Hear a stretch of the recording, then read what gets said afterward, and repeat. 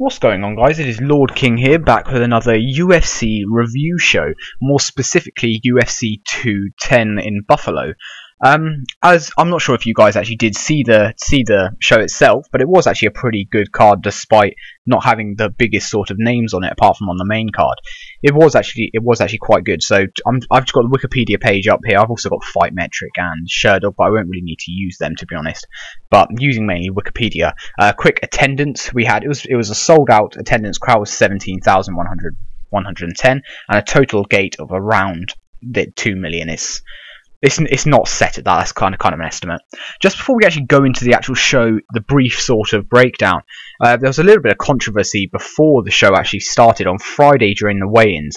The main one being Daniel Cormier. He actually weighed in at 206 pounds.2, and the championship limit is 205 pounds. So literally about 2 minutes later, after he weighed in, he came back out and re-weighed again, and he actually placed some pressure on a towel in front of him. He had a towel there because he took off all of his clothes, so without showing his private parts, they put a towel in front of him and he actually put some pressure on that.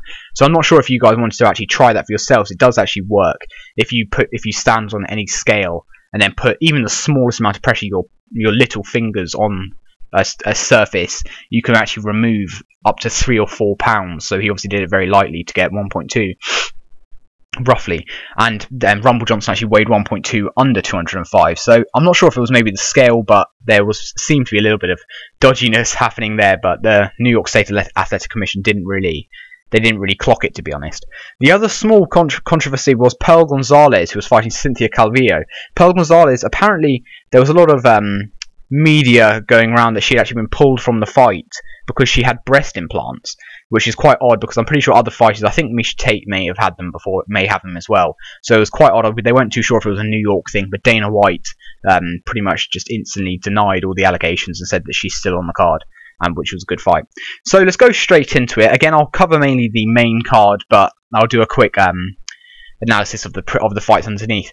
Gregor Gillespie had a ridiculous show there. He defeated Andrew Holbrook with KOs with 21 seconds into the first round. So he came out throwing like crazy, and yeah, he got a very good, I think he got performance of the night. Does he? Yes, he did get performance of the night as well.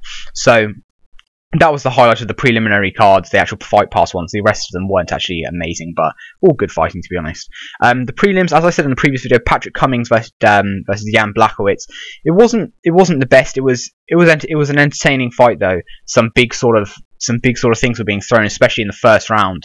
I thought Patrick Cummings may have been done for a moment, but he weathered the storm, and Jan Blachowicz seemed to gas out really at the end of the second. So he won with a majority decision over the 3 rounds.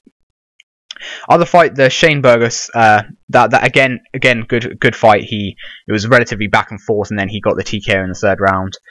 Welterweight fight, Kamaru Usman defeated Sean Strickland. This I think is the defining point of Kamaru Usman's sort of career, where he's upcoming, and it was such a dominant performance, the decision.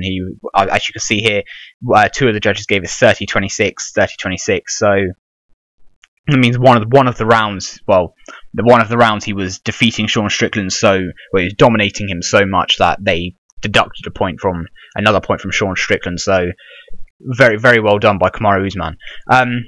Arguably one of the highlights of the card was Miles Jury. His win was unbelievable. He came out almost quite like it was just unbelievable. His TKO with as you see, elbows and punches, 3 minutes 30 into the fight. He did very, very well. Seeing as this guy was meant to be one of the biggest prospects coming up into the UFC, it is good to see that he is pretty much back on form. So it'll be interesting to see who they give him next in the featherweight division. On to the main card. Now this first fight, Charles Oliveira versus Will Brooks, was quite odd because I thought Will Brooks was going to do a lot better than he actually did. Oliveira kind of smothered him, and he eventually, as you can see here, he got the submission, standing rear naked choke on Will Brooks. Now this isn't good for Will Brooks, having lost to the Brazilian cowboy, and well that was an injury sort of thing, and now with Charles Oliveira, and Charles Oliveira kind of needed a good win here. He's kind of showcased as to why he has some of the best jiu-jitsu in the division, if not the UFC. Oliveira, it was one of his best performances I've seen in a long time. So very well done to him. Well, the next fight was the welterweight fight with Thiago Alves defeating Patrick Cote. Now this fight was really interesting because I'm not sure if you guys remember, Thiago Alves was one of the, as I mentioned in my preview show, he was one of the gentlemen that actually fought GSP for the title, and well, he obviously got dominated by GSP being one of the greats. But Thiago Alves back in a few years ago was one of the most dominant sort of welterweights. They call him the Pitbull.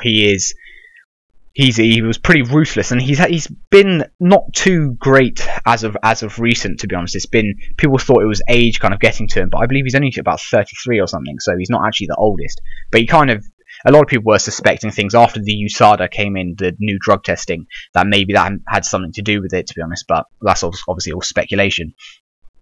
As you can see, he defeated Patrick Cote with a unanimous decision. This was almost an old school sort of Thiago Alves that we saw. The combos he was pulling off, especially into the leg kicks. He was always been known for his great leg kicks.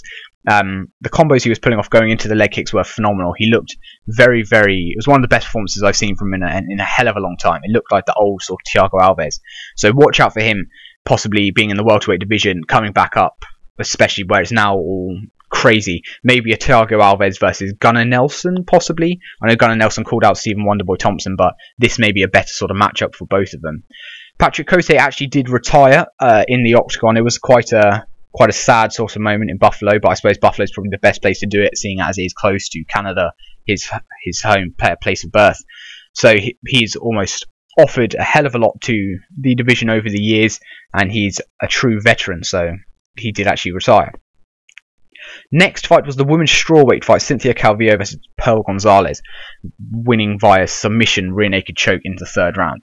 Now this was quite an interesting one, to be honest, because I thought they were relatively evenly matched, it seemed, but when they actually got into the octagon, Pearl Gonzalez was a hell of a lot bigger. She just looked like a much bigger, stronger sort of person. The whole of the first round was kind of just taken by Calvillo punching the guard of Gonzalez, occasionally Gonzalez throwing back and catching Calvillo. But it was relatively stagnant until the next sort of rounds kind of kicked off.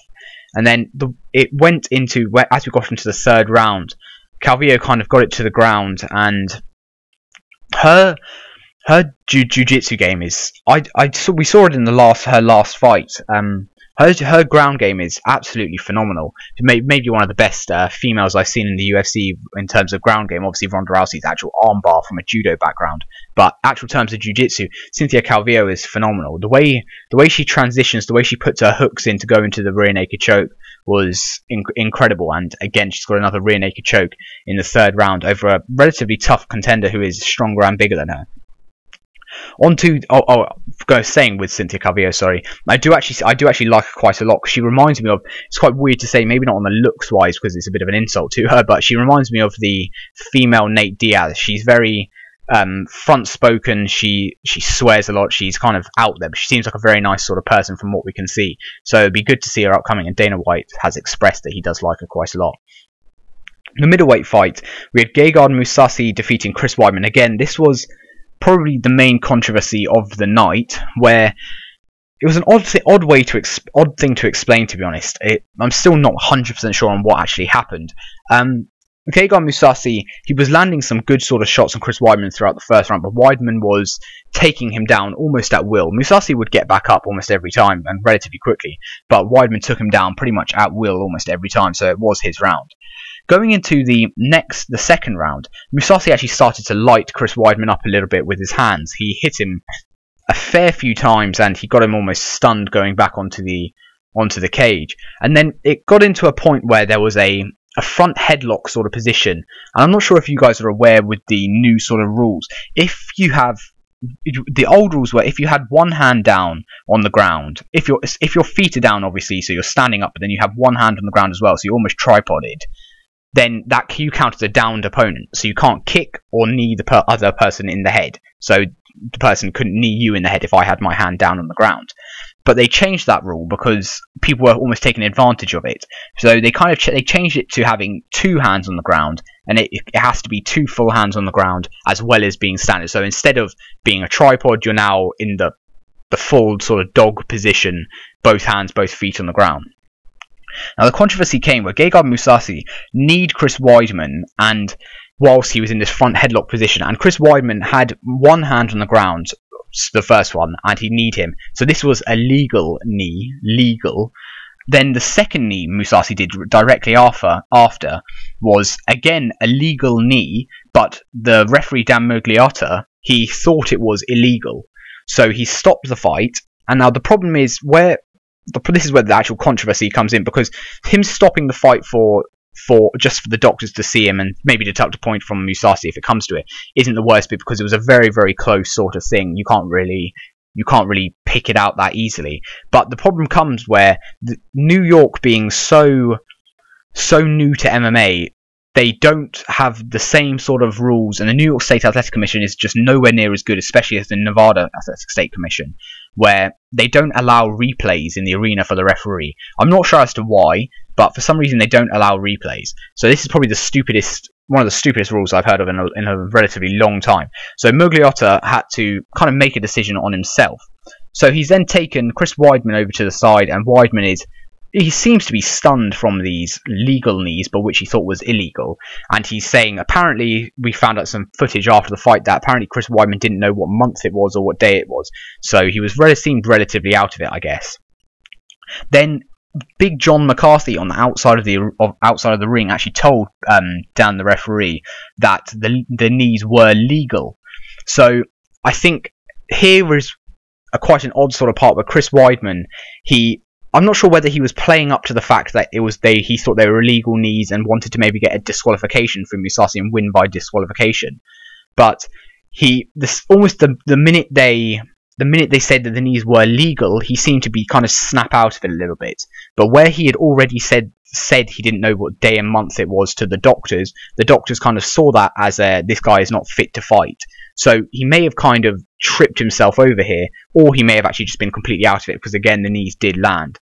So it was quite an odd situation here where the referee, I wouldn't really blame the referee, whereas it was incredibly close to call. I think the main thing that would have needed to be done is that we get replays into the New York State Athletic Commission and possibly look at it a little bit more. If anything, I think the referee was kind of right, or the doctors were right to stop the fight, mainly because if Weidman is saying he doesn't know what month or year date it is, then I don't think he is actually fit to fight, so possibly it is a good stoppage.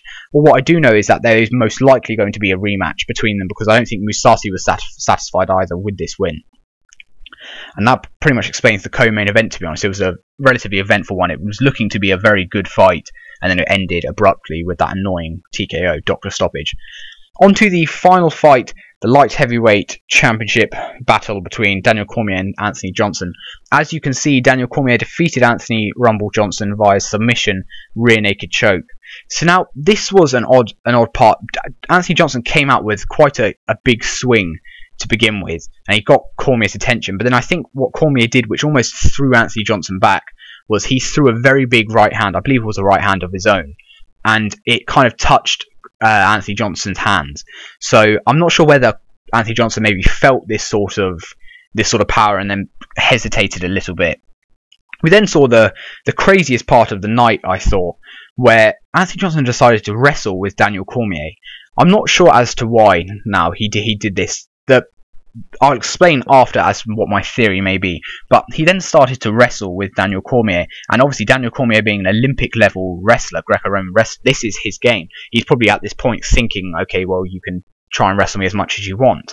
The first round ended with Anthony Johnson actually landing some takedowns on Daniel Cormier, and Cormier just stood back up almost every single time. Now, the difference being, Anthony Johnson actually won that round with the takedowns, but the difference being with a wrestler that is like Daniel Cormier, where Anthony Johnson did land these takedowns, they don't really mean too much to Daniel Cormier. He kind of just, in his mind, he's saying, take me down because it's going to wear you out more than it's going to wear me out. I can stand back up right away because this is his game, this is my game. Whereas Anthony Johnson is a power guy and known for having not the best sort of cardio. At this point, if in one of the videos afterwards, we've seen the cornermen of Anthony Johnson kind of screaming as to why the hell he's wrestling and almost abandoning the game plan. What's he doing? So he won that first round, oddly again. Second round, it came out again. Anthony Johnson landed an incredible head kick on Daniel Cormier. Now, what he described is it felt like a baseball bat hitting his head. I'm not sure what the hell Daniel Cormier's face is made of, but it must be some sort of metal, because he eats these punches and kicks with like no one I've ever seen before. He broke his nose by taking this kick, and he kind of just took it. It was unbelievable. And then Anthony Johnson, he was pretty much winning the stand-up battle when he goes right back into another takedown on the fence, trying to take him down. And Daniel Cormier, being the person that he is, he pretty much reversed it, and it did some very, very good uses very good ground game, and he stuck his hooks in, flattened Anthony Johnson out, and submitted him via rear naked choke again for the second time. So it kind of goes without saying, you don't really wrestle Daniel Cormier, but I'm not sure as to why he did do that. Maybe he was a little bit panicked, and from Daniel Cormier when he landed on his hands and wanted to go back to his original, very, very original sort of style, which is wrestling. I'm not too sure. But the part after it, which made me have a new sort of theory. Again, it's all speculation, but Anthony Johnson actually did retire in the octagon. He said afterwards that this is going to be his last fight. He's tired of doing. He apparently has some other business adventure outside of the octagon, and he's tired of fighting and trading every day. So fair play to him. If you can get out when you want to, then that's even better. But he did actually retire. The odd part was he was looking for his coaches, Henry Hooft and such, from around the octagon to actually come into the cage when he did actually retire, and they were already backstage. Henry Hooft was actually relatively frustrated from the corner audio that we heard from him doing this wrestling sort of tactic. So now what a lot of people have speculated is that Anthony Johnson was maybe, as he was already had 1 foot out of the octagon and knew for a fact he was going to retire after this fight, a lot of people said maybe his heart wasn't actually in it. So the retiring was almost... It had an influence on the way he fought. He maybe wanted to get out a little bit easier, but I wouldn't put that on Anthony Johnson, to be honest. It's quite a bold claim to make that he almost threw the fight by just wrestling, but it was an odd one. Daniel Cormier showed his grit and his grind, and again showed me why he is one of the best pound-for-pound fighters. There was then a moment after where Daniel Cormier kind of called out John Jones, in quite a funny way. John Jones gave a very stern look, and Jimmy Manuwa, for some reason, was trying to put his name into the pot. As you can see, UFC is kind of a WWE type thing now, where if you talk enough, you may be able to get a shot at the title. I'm not sure if Jimmy Manuwa deserves to have a title shot, considering he just came off a win to Corey Anderson. It was brutal, but I don't know if that warrants a title shot. That pretty much wraps it up, guys. It was a pretty good card. It was not all the fights were amazing, but the ones which were good were great to see. I liked seeing Daniel Cormier almost embracing this villain sort of role now, the heel as they call in wrestling. I like to see that, as he knows that people don't massively like him, but he is embracing it now. Hopefully we see Anthony Johnson come back for a fight again, maybe in the future against John Jones, and Gegard Mousasi versus Weidman. I would love to see that rematch. Thank you as always, guys. Stay tuned. Hopefully either later today or tomorrow I'll have a UFC Kansas City preview. Mighty Mouse Demetrius Johnson is fighting, one of my favourite fighters of all time. He is, I believe, the true pound-for-pound best in the world. He is absolutely phenomenal. I'll go into his fights a little bit later, either, like I said, later today or tomorrow. Then also look out for some more Xenoverse online ranked random battles, possibly again tomorrow, and also some UFC online ranked random battles. As always, guys, like, share, and subscribe. I've been LordKing. Thank you very much.